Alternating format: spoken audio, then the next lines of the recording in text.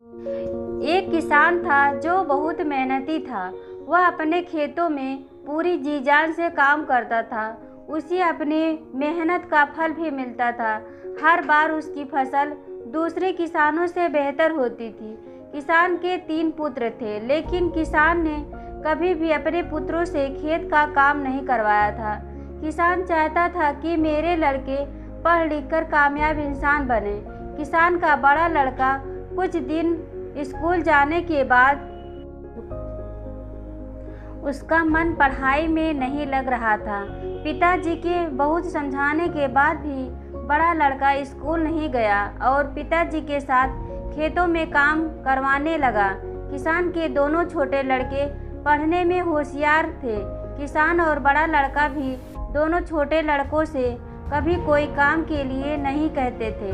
दोनों लड़के अच्छे स्कूल में पढ़ते थे, लेकिन वह दोनों सामाजिक गतिविधियों से काफ़ी दूर रहते थे। उन्हें सिर्फ अपनी पढ़ाई से ही मतलब रहता था। बाकी सब कुछ उनके लिए बेकार था। समय बीतता गया। दोनों छोटे लड़के पढ़ लिख कर अच्छी नौकरी करने लगे। दोनों लोग अलग अलग शहर में नौकरी करते थे। यह दोनों अपने पिताजी के पास कई महीनों में आते थे।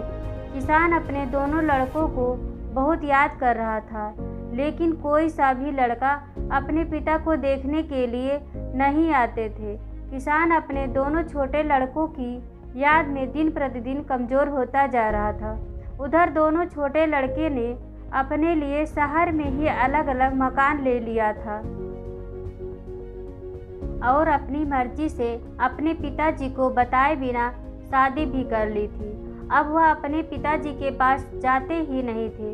उन्हें गांव में जाना पसंद नहीं था। वे दोनों भूल चुके थे कि वह गांव में ही खेल कूद कर बड़े हुए थे। किसान का बड़ा लड़का अपने पिताजी की बहुत सेवा करता था।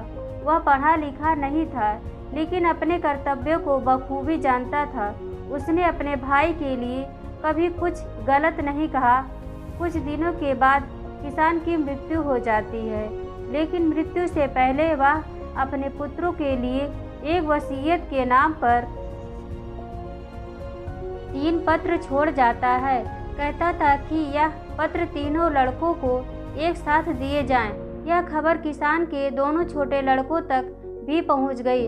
अब दोनों लड़के अपने पिता की संपत्ति के लिए गांव में आ जाते हैं और अपने पत्र की मांग करते हैं। उनके पत्र भी उनके बड़े भाई के पास सुरक्षित रखे थे। वे दोनों अपने बड़े भाई के पास अपने पत्र लेने जाते हैं, जिन्हें वह पत्र दे देता है। अब दोनों यह जानने के लिए कि पिताजी उनके लिए क्या देकर गए हैं, पत्र को खोलते हैं। पत्र खोलते ही जो उसमें लिखा था उसे देखकर दोनों छोटे लड़के बड़े शर्मिंदा होते हैं। अपने किए पर रोने लगते हैं।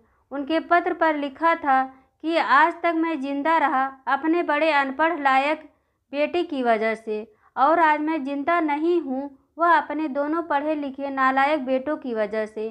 मेरी आधी संपत्ति मेरे बड़े बेटों के दी जाए और आधी संपत्ति अनाथ बच्चों के लिए दी जाए।